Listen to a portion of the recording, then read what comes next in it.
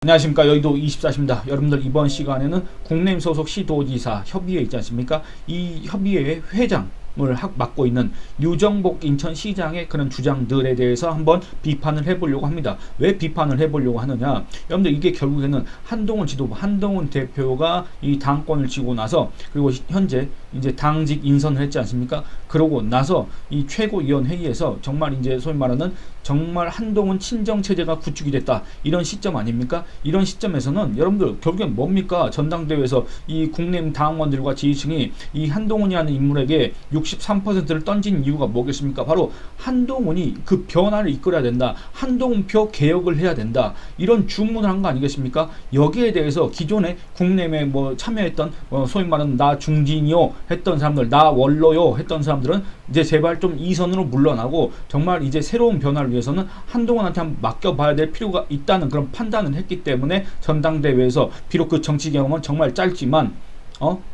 그 한동훈, 여러분들 총선 때 한동훈한테 전적인 책임이 있다고 할 수는 없지만 도의적인 책임은 분명히 있지 않습니까? 그럼에도 이번에는 정말 한동훈이 해야 된다 라고 선택해서 한동훈을 결국엔 당대표로 뽑아준 거 아니겠습니까? 근데 이 와중에 국내민 소속의 12명 시도지사들이 나와가지고 우리가 당의 중진이요, 우리가 최고위원회에 참석하겠다, 우리가 참석하는 거 반대할 명분 없을 것이다, 이렇게 얘기하고 있는데, 그 얘기를 듣고 있자니 너무나도 정말 뭐라 그럴까, 조소가 튀어나온다. 그러니까 비웃음을 살 가능성이 크다, 이런 얘기를 하고 싶습니다. 오늘 유정복 인천시장이 CBS 그 김현정 라디오 프로그램에 나와가지고 이런저런 얘기를 해놨는데, 여러분들, 인천시장이라고 하면 뭡니까? 인천시정을 총괄 지휘하는 사람 아니겠습니까? 근데 대체 그 무슨 여유가 있다고 국내힘 상황에 대해서, 그리고 또 전당대회가 끝난 지 얼마 되지도 않았고 국내힘이 지금 현재, 여러분들, 국내임이 위기인 건 맞습니다만 국내임이 그 위기를 타개하기 위해서 전당대회를 치렀지 않습니까? 그래서 한동훈 지도부를 출범시켰지 않습니까? 그러면 이제 한동훈 지도부가 전적으로 일을 할 수 있도록 거기를 뒷받침해 줘야 되는데, 우리가 당의 중진이요 해서 튀어나오는 그런 사람들을 국내임 당원과 지지층들이 좋게 보겠습니까? 그 사람들의 말로는 우리가 정말 당을 위한 충심에서 나왔다, 이렇게 얘기를 하겠지만 그걸 정말 말 그대로 믿겠습니까? 그럴 리가 없지 않습니까? 여러분들, 그러니까 정말 상식적인 선에서 본다고 하면 정말 이 사람들한테 이 우리 국민들의 보통 수준의 말 그대로 국민 눈높이에 부합하는 그런 어떤 상식 수준을 가졌다고 한다면, 여러분들, 이 사람들이 지금 이런 행동을 할 수는 없었을 겁니다. 근데 이 사람들은 여러분들과 거의 딴 나라에 살고 있는, 딴 세상에 살고 있는, 다른 생각을 하고 있는 사람들이 아닌가, 그런 생각이 든다, 그 말입니다. 그래서 오늘 이 유정복이라는 사람이 CBS 라디오와의 인터뷰에서 내놨던 그런 주장들이 너무나도 설득력이었고, 너무나도 이 국민의힘 당원과 지지층의 분노를 유발할 수 있는 그런 내용들로 가득 차 있기 때문에 여기에 대해서 언급을 한번 해보겠습니다. 먼저 이런 얘기를 하고 싶습니다. 뭐냐면, 이 유정복이 이 국민의힘 소속의 시도지사 12명 협의회 있지 않습니까? 이거를 제안한 사람이 바로 자기 자신이라고 얘기를 했습니다. 그러면 왜 제안을 했을까? 그 제안 이유를 들어봤습니다. 유정복 이렇게 얘기합니다. 그 유정복이 한 얘기를 그대로 한번 읊어보겠습니다. 사실은 어떻게 보면 이 시도지사들이 지역의 행정 책임을 맡고 있는 분들이지만 이라고 얘기를 합니다. 여러분들, 제가 누차 강조하는 게, 여러분들, 제가 전당대회 기간 또는 총선 기간에 홍준표 대구시장이 한동훈 당시 비상대책위원장 또는 한동훈 당대표 후보 이거를 갖다 공격하는 거를 제가 비판한 이유가 제가 한동훈을 지지해서 아닙니다. 여러분들, 이 홍준표라는 사람이 대구광역시장이라는 그 본분을 벗어나서 또 그 한동훈에 대한 그런 공세 있지 않습니까? 이런 것들이 너무나도 터무니없었기 때문에 이 홍준표의 그런 언행을 비판한 것일 뿐입니다. 그런데 왜 제가 그걸 비판했느냐, 또 여러분들, 대구시정이라는 게 여러분들 그 여유가 있는 자리가 아니지 않습니까? 250만 시민들의 삶을 책임져야 되고, 여러분들, 그 삶이라는 게 무슨 경제만 있겠습니까? 무슨 안전만 있겠습니까? 그렇지 않습니다. 뭐 환경도 있고 안전도 있고 교통도 있고 별거, 상수도 사업도 있고 다 있지 않습니까? 부동산 문제, 그런 것들을 다 대구시장이 책임져야 되지 않습니까? 그리고 또 자치구에다가 예산 배분 문제, 이런 것들 다 책임져야 됩니다. 또 중앙정부로부터 예산을 따오는 문제, 그것도 결국엔 대구시장이 다 해야 될 일입니다. 여러분들, 이 중앙정치에 관심을 갖고, 또 중앙정치가 아니라 자기 당에 누가 자기 당 대표가 됐느냐, 이런 거에 대해서 관심을 가지면서 자꾸 페이스북으로 공격하라는 그 시간에 대구시정을 위해서 그 정신력과 그 체력을 여러분들 쏟는다고 한다면 대구시가 얼마나 더 발전을 할 수가 있겠습니까? 그렇지 않습니까? 그런 차원에서 홍준표 대구시장은 정말 대구시정에 소위 말해서 올인을 해라 라고 그런 차원에서 비판을 한 것일 뿐입니다. 그런데 저는 유정복 시장한테도 똑같은 얘기를 하고 싶습니다. 자기 스스로들 뭐라 그랬습니까? 지역의 행정 책임을 맡고 있다고 하지 않습니까? 여러분들 2022년 6월 달에 이 국내 소속의 시도지사들이 말 그대로 해당 지역, 해당 광역단체들의 수장이 될 수 있었던 이유는 뭡니까? 그 해당 지역의 주민들이 우리의 도정, 우리의 시정을 맡아달라. 4년 동안 정말 열심히 해달라. 다른 거 신경 쓰지 말고 정말 인천 같은 경우는 인천광역시를 위해서 유정복 일해달라. 이런 얘기를, 이런 주문을 한 거 아니겠습니까? 그래서 그런 권한을 이 유정복이한테 위임을 한 거 아니겠습니까? 그래서 이 유정복을 인천시장으로서 지금 인정한 거 아니겠습니까? 그런데 지역의 행정의 책임을 맡고 있다는 이 사람들이 왜 지금 갑자기 돌연 당에 이렇게 관심이 많아졌냐 그 말입니다. 왜 돌연 이 시점에서, 왜 한동훈 당 대표가 들어선 이 시점에서 당에 대한 그렇게 애당심이 갑자기 늘어나고 그랬느냐 그 말입니다. 그게 이해가 안 되지 않습니까? 그게 상식적으로 설명이 안 되지 않습니까? 그렇기 때문에 정말 그 의도가 순수하지 못한 것 같다는 의심을 받을 수밖에 없지 않습니까? 그런데 왜 이런 짓을 계속 할까? 왜 그런 제안을 유정복이 했을까? 저는 이해가 되지 않습니다. 유정복 뭐라 그러냐? 이렇게 얘기합니다. 또 수백만 유권자로부터 표를 받은 정치인인데 실질적으로 민심을 또 가장 잘 아는 현장 정치인인데 이렇게 얘기합니다. 여러분들 근데 한번 보시기 바랍니다. 제가 이따 말미에 이 유정복 인천시장의 어떤 성과라고 해야 될까? 평가 결과라고 해야 될까? 이런 것들을 여러분들하고 잠깐 얘기를 해볼 테지만, 여러분들 지금 현재 국내임 소속의 시도지사로서 정말 민심을 잘 안다고 이렇게 자부할 수 있는 사람이 과연 몇 명이나 되겠습니까? 여러분들 그 안에 유정복이라는 사람이 포함되겠습니까? 아니면 여러분들 그 안에 홍준표라는 사람이 포함되겠습니까? 아니면 여러분 그 안에 이장우, 김태흠 이런 사람들이 포함되겠습니까? 글쎄, 이 국내임 당원과 지지층들로부터 이 한동훈이라는 사람과 별개로 무관하게 과연 그들이 국내임 당원과 지지층으로부터 그런 평가를 받을 수 있을까? 저는 상당히 회의적입니다. 여러분들 어떻게 생각하십니까? 계속 이어가 보도록 하겠습니다. 당과 나라가 어렵고 힘들 때 어떤 입장을 갖고 역할을 해야 되느냐 하는 부분에 대해서 그동안에 너무 소홀했던 거 아닌가 이런 부분이 들고, 그래서 역할을 통해서 좀 나라가 잘 되도록 해야 되겠다는데 대해서 공감대가 형성된 것이죠 라고 이렇게 얘기합니다.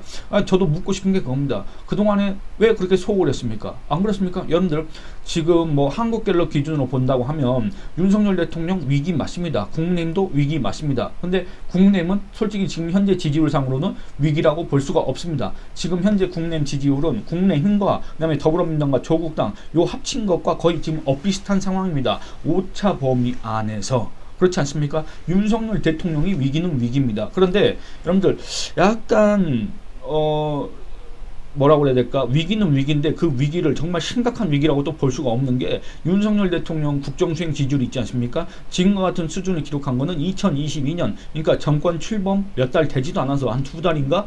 3달 됐을 때 그때부터도 이런 현상이 계속됐었고, 그 다음에 작년에도 이런 20% 중후반을 기록한 적은 꽤 있습니다. 그런 점들을 봤을 때, 그리고 그때 당시에 역시 지금과 마찬가지로 더불어민주당, 이재명 1급 체제에 더불어민주당 있지 않습니까? 이재명 당이 거야 의석을 갖고 국회에서 그야말로 일방적인 폭주를 냈다, 독주를 냈다, 폭거를 냈다. 이런 시절이 바로 21대 국회였지 않습니까?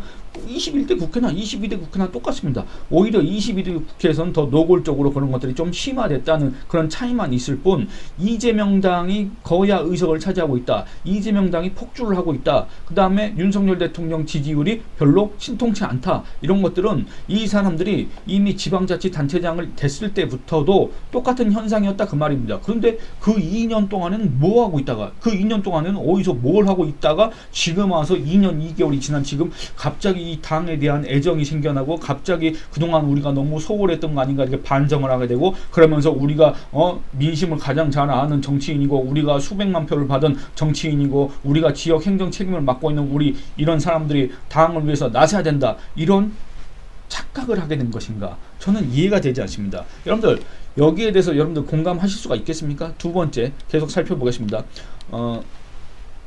그래서 유정복한테 이제 이렇게 물어봅니다. 아니 해당 지자체 수장 되신 거는 벌써 2년 전 일인데 왜 지금 나서느냐 이렇게 얘기했던 유정복이 이렇게 얘기합니다.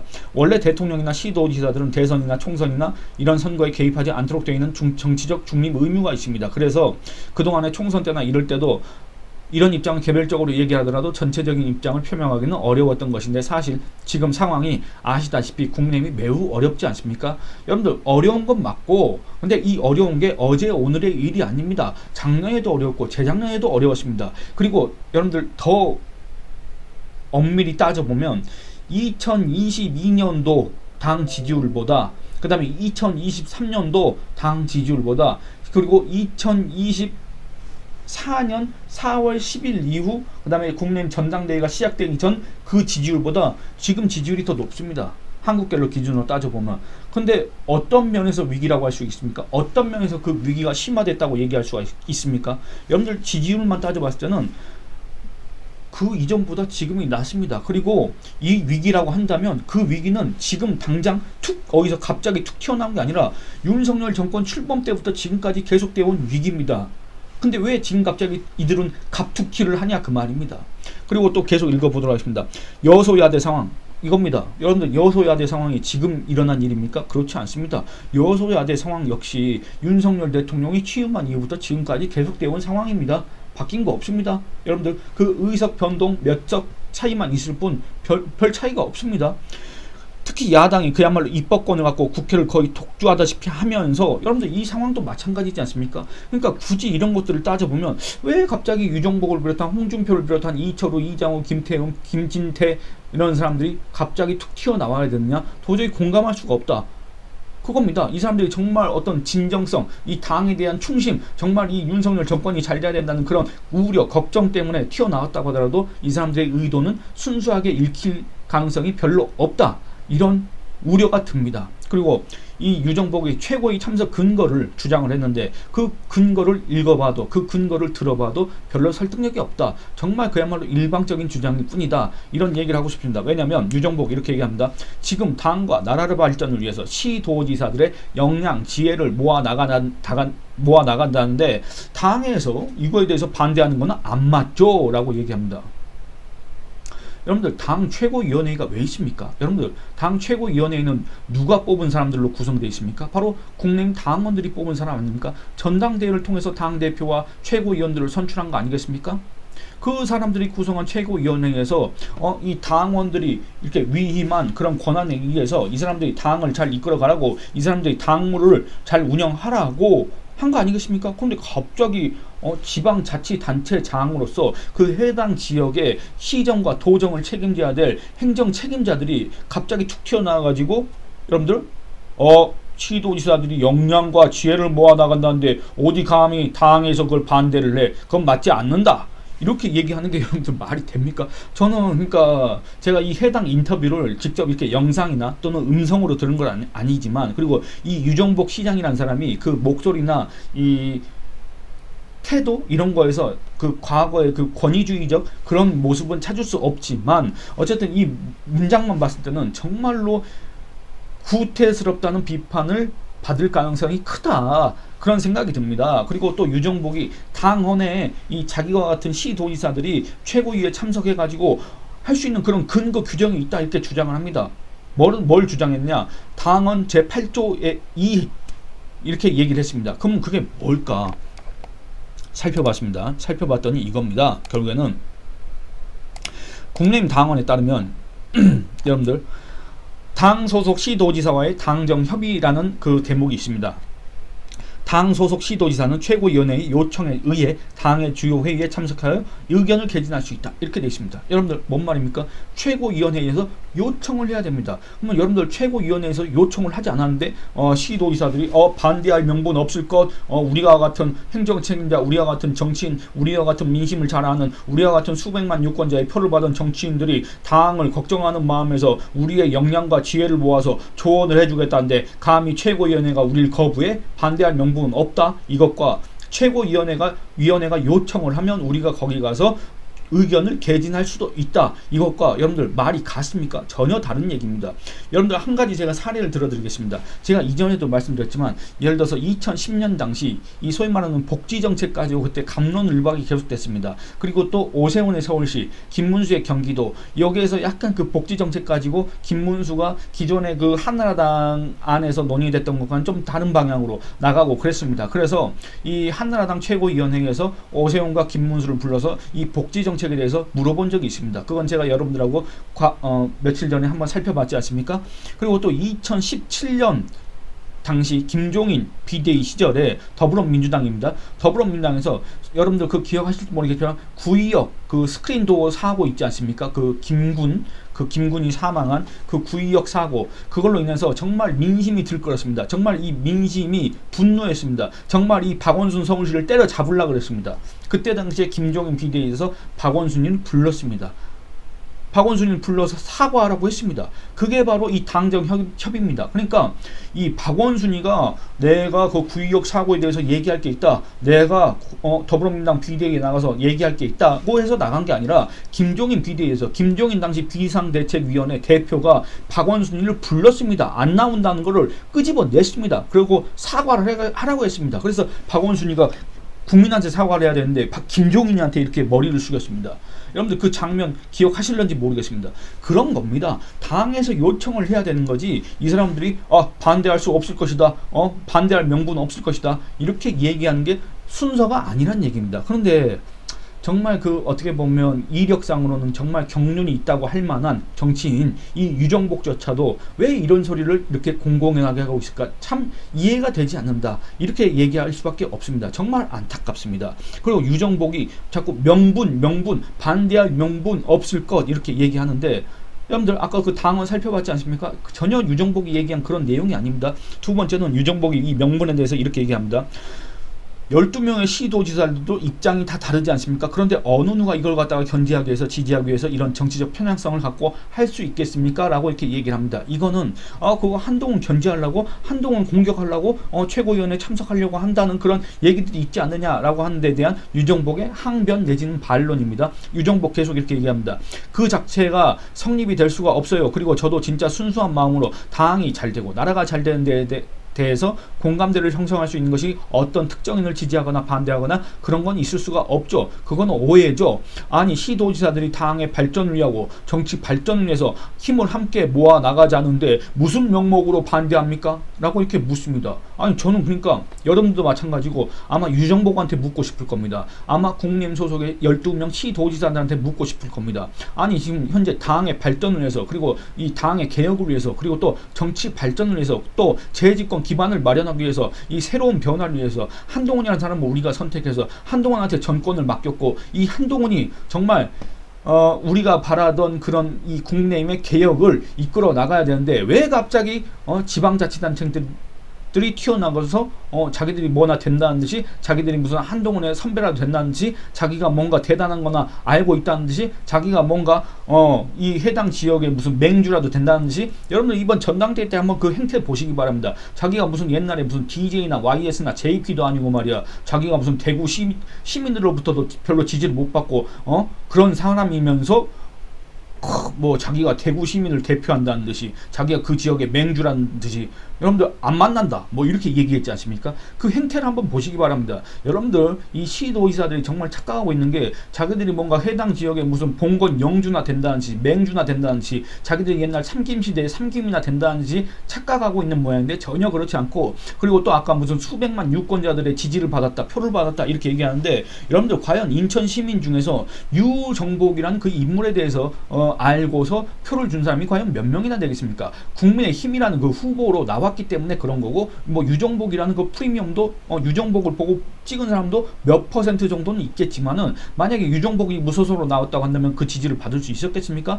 다른 사람들도 마찬가지입니다. 그렇지 않습니까? 그런 상황에서 마치 자기들이 뭐나 된다는 듯이, 자기들이 뭔가 대단한 정치적 자산을 갖고 있다는 듯이, 자기들이 뭔가 대단한 정치적 경험을 갖고 있다는 듯이, 우리의 경험을 한동훈이 배워야 된다, 이런 얘기를 하는 것 자체가 정말로 이 국민의힘 당원과 지지층으로부터 건방지다 라는 그런 비판을 자초할 가능성이 있기 때문에 웬만하면 이런 발언들은 자제를 했으면 좋겠고, 웬만하면이 아니라 이 시도지사들은 자신들이 맡은 지역의 시정과 도정, 자기들의 본분에나 충실을 했으면 좋겠다, 이런 조언을 충고를 하고 싶습니다. 그리고 유정복이 마치 자기가 뭔가 대단한 사람인 것처럼 얘기를 했지 않습니까? 지금 보면은. 그리고 이 해당 인터뷰 말미에 인천시 예산이 15조 원이라고 했습니까? 15조 원이라고 했는데, 여러분들 저는 그러니까 그런 것들을 보면서도 이해가 안 되는 게, 그게 결국에는 제 살을 깎아먹는 제 무덤을 파는 발언입니다. 왜냐면 여러분들 15조 원이라고 했을 때 제가 잠깐 계산을 해 보겠습니다만,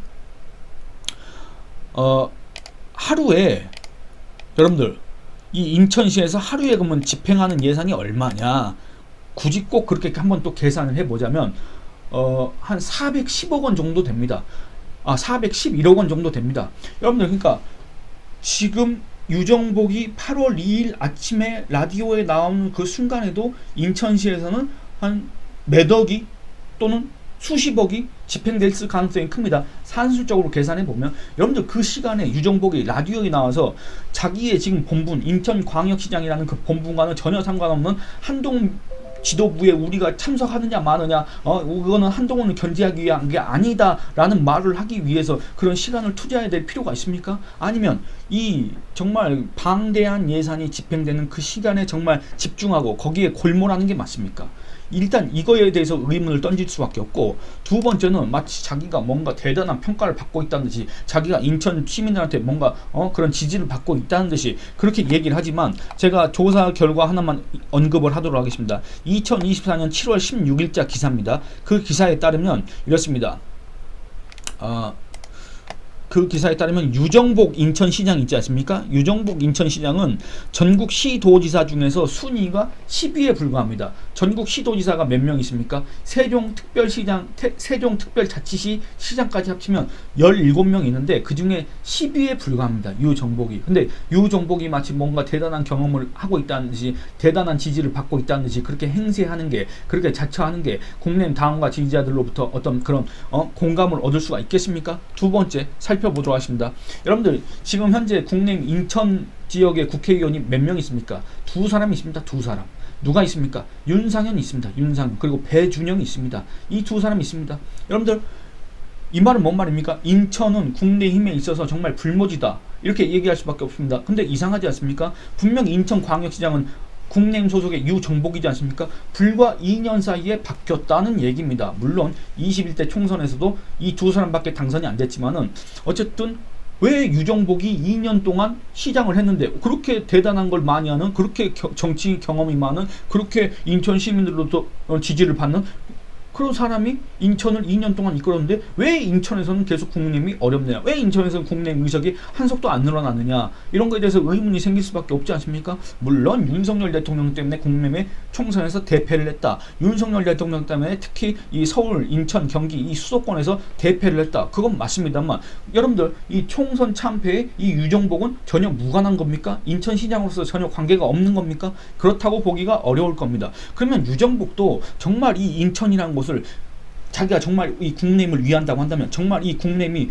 위기에서 벗어나야 된다고 생각한다면, 정말 이 국민의힘이 정권을 다시 재창출해야 된다고 생각한다면, 인천시장으로서의 본분에 충실하면서 이 인천을 국민의힘한테 정말 유리한 지역으로 만들어야 된다. 거기에 자기가 일조를 해야 된다. 물론 노골적으로 공개적으로 할 수는 없지만 정말 인천시정을 잘 이끌어서 정말 각종 성과를 다 내서 그렇게 하면 국민의힘이 인정을 받겠습니까? 안 받겠습니까? 그리고 개인적으로도 자기의 정치적 미래가 열리겠습니까? 안 열리겠습니까? 그런데 왜 그런 걸 안 하는지 모르겠다, 그 말입니다. 심지어 이거는 제가 2024년 7월 14일 자 기사입니다만, 이 유정복의 2년에 대해서 이게 평가한 기사입니다. 이게 뭐냐면 한국 매니페스토 라는 그 단체 있지 않습니까? 여기에서 유정복의 공약 이행률을 따져봤더니, 여러분 유정복의 공약 이행률이 얼마냐면 20.2%에 불과합니다. 20.2%.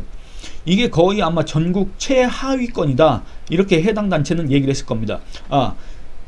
평균 이하입니다. 전국 시도지사 평균 공약 이행 완료율이 27.44%인데 유정복의 이행 완료율은 20.2%였기 때문에 평균 이하다. 그리고 이 리얼미터에서 조사한 거, 아까 제가 그 광역단체장 긍정평가 있지 않습니까? 여러분들 유정복은 이 리얼미터 조사 결과에 따라서도 중위권도 아닙니다. 하위권에 더 가깝다. 이렇게 얘기할 수밖에 없습니다. 해당 기사의 대목을 읽어보겠습니다. 여론조사기관인 리얼미터가 매월 공개하는 광역단체장 평가를 보면 유 시장의 직무수행 긍정평가는 특별광역시도 17개 중 하위권을 벗어나지 못하고 있다. 2024년 5월 45.6% 9위를 차지했다. 이렇습니다. 17개 중에 9위. 중위권? 뭐 조금 더 엄격하게 얘기하면 중하위권? 이 정도 수준이다, 그 얘기입니다. 그런데 왜 이런 사람이 시도지사 협의회를 제안하고 자기가 회장이 되고 최고위에서 우리를 받아줘야 된다, 반대할 명분은 없을 것이다, 우리의 조언을 들어야 된다, 우리와 같은 경험이 많은 당 중진의 얘기에 귀 기울여야 된다, 이런 얘기를 지금 하고 앉아있느냐. 여러모로 설득력이 없다, 여러모로 안타깝다, 제발 그만했으면 좋겠다, 이런 얘기를 하고 싶습니다. 여러분들 생각은 어떠십니까? 의견을 댓글로 남겨주시기 바랍니다. 댓글 후원을 해주신 함단옥님께 감사 인사를 드리면서 감사합니다. 그리고 또 어제 제 영상을 봐주신 모든 시청자분들, 그리고 구독자분들, 그리고 또 의견 남겨주신 분들께 다 감사 인사를 드리도록 하겠습니다. 감사합니다. 여러분들 좋아요 많이 눌러주시고 영상 시청 많이 해주시고 또 주변 분들한테 채널 구독, 시청 이런 것들을 갖다가 권유해 주시길 부탁드리겠습니다. 감사합니다.